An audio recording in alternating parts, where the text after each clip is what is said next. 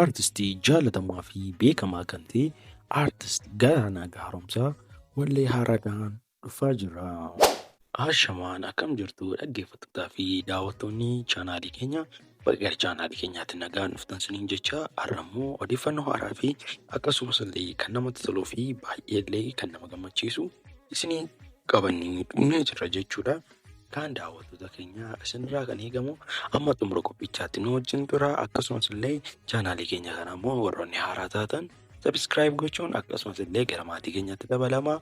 Warri kaan immoo warri kanaan dura keessa jirtan immoo like share gochuun akkasumas illee yaada keessan immoo komentii jalatti kennuu hin dagatinaa isiniin jenna.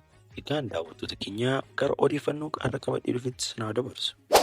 Egaan akkuma beekamu artistiin keenya jaallatamaa fi beekamaa kan ta'e Artist Galaanaa Gaaromsaa uummata bukkeetti beekamtii hedduu fi akkasumas illee daran jaalatamummaa hedduu kan qabu jechuudha. Artistiin kun akkuma beekamu yeroo dhiyeenya kana immoo sirboota baay'ee garaagaraallee baasee uummata bukkeetti jaalatamummaa kan qabu jechuudha. Keessumaa bara durii kaasee bara maaster pilaaniidha kaasee artistiin kun sirboota garaagaraa kan baasaa jiruu fi uummata bukkeetti kan dhageettii fi beekamtii guddaa kan qabudha jechuudha daawwattoota keenya.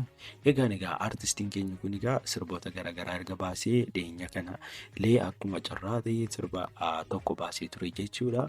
Sirba kanattis gara miliyoona 3.4 fi isaa olillee argachuu danda'eera jechuudha artistiin keenya kun. Egaan artistiin keenya kun ammas kunoo deebi'eera isiniin jechaa jira. Egaan artistiin keenya kun sirba mata dureen isaa Sibeeka kan jedhu sirba haaraa kiliipiitti hojjetee akka dhufaa jiru gara toora Facebook isaatii ta'ee ture jechuudha daawwattoota keenya. Egaan artistii keenya kana maal jennaa nagaan kottuu dafii kottuu akkasumas illee komentii jalatti immoo warroonni artistiin kun akka inni dafee dhufuu barbaadanii fi artistii kana jaallatan komentii jalatti lakkoofsa tokko barreessuun dagatinaa isiniin jala. Egaan daawwattoota keenya artistiin keenya kun akka dabalateetti kan sirba kanaa seenaa aadaa Oromoo kan sirriitti calaqqisiisuu fi kan ibsu kan ta'ee fi akkasumas illee kiliippii bareedaa isaa itti hojjetee kan dhufaa jirudha jechuudha artistiin keenya kun. Egaan akkuma beekamu immoo artistiin keenya eessatti dhufaa akkamitti dhufaa fi maalirratti dhufa kan jettan hunda keessaniif immoo artistiin keenya kun akkuma beekamu kanaan dura illee yuutuubii mataa isaatii banatee qaba jechuudha. Hordoftoota gara 300 fi isaa olii kan qabu yommuu ta'u artistiin keenya kun ammas achumarratti kan gadhiisu ta'a jechuudha daawwattoota keenya. Artistiin keenya yuutuub chaanaalii isaa dhaqaatii description box jala yookaan komentii jala siniin kaa dhaqaatii achiin subscribe gochuun dagatinaan siniin jedha daawwattoota keenya.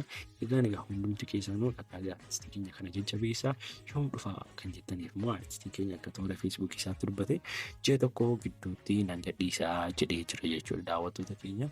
Egaan artistii keenya kanatti daawwadhaan siniin jedha. Egaan artistii keenya kana sirba kee kanaan dafii kottu jennaanii kan daawwattoota keenya akkasumas illee odeeffannoo garaagaraa hedduu kan nu baasan baay'isaa yoo barbaadan chaanaalii keenya kana immoo subscribe gochuun dagatinaa isiniin jenna. Odeeffannoon har'a qabanne immoo kana ture. Amma odeeffannoo kan biraa walitti deemnutti gama kiyyaan nagaatti osoo isiniin jedhin dura artistii keenya kana jajjabeessaa akkasumas illee yuutuub chaanaalii keenya kana immoo subscribe godhaa like godhaa. Viidiyoo kana immoo sooshaal miidiyaa hunda isaa irratti illee Facebook, Telegram akkasumas illee yuutuubii mataa isaa irratti share gochuu hin dagatinaa isiniin jenna daawwattoota keenya.